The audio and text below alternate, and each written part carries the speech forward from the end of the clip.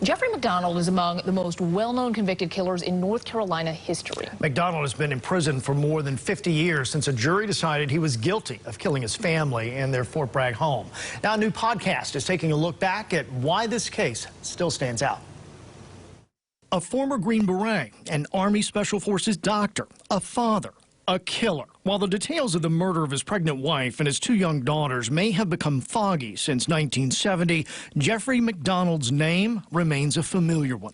It's such a classic case that a lot of people have heard of because of the publicity around it. It's like you've heard of it, you know what he's accused of, you know why he's in prison, but you don't really know what happened. And so I consider it sort of obscure in the annals of true crime, that people consume now. True crime author Kate Winkler-Dawson usually studies cases that can be 100 years old, but she and former forensic investigator Paul Holes thought the MacDonald case would be a good one to revisit as part of their podcast, Buried Bones. What's interesting about Jeffrey MacDonald is that he was that anomaly of the person who just seems completely normal, a good family man.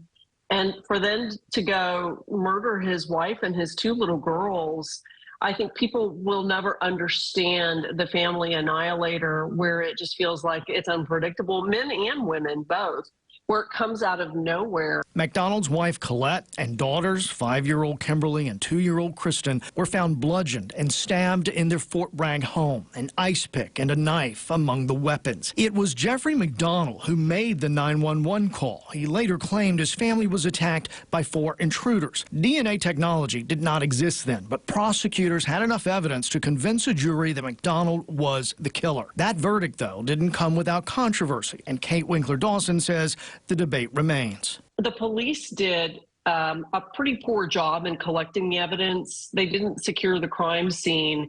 And when you have people tromping through a crime scene and evidence gets thrown out and you have people stealing evidence to sell later, that all contributes to reasonable doubt, which is why there was such an issue with convicting Jeffrey MacDonald. Jeffrey MacDonald has always maintained his innocence. Although his case has had more time in court than just about any other criminal case in American history, no new evidence, including DNA, has validated his claim. For Dawson, it's not just about the evidence, it's also about the psychology behind it. But he was in the Army, he was in the military, he was respected, he was a surgeon, and that category of people, we just don't see a lot of murders that come out of that category, so it makes it unusual.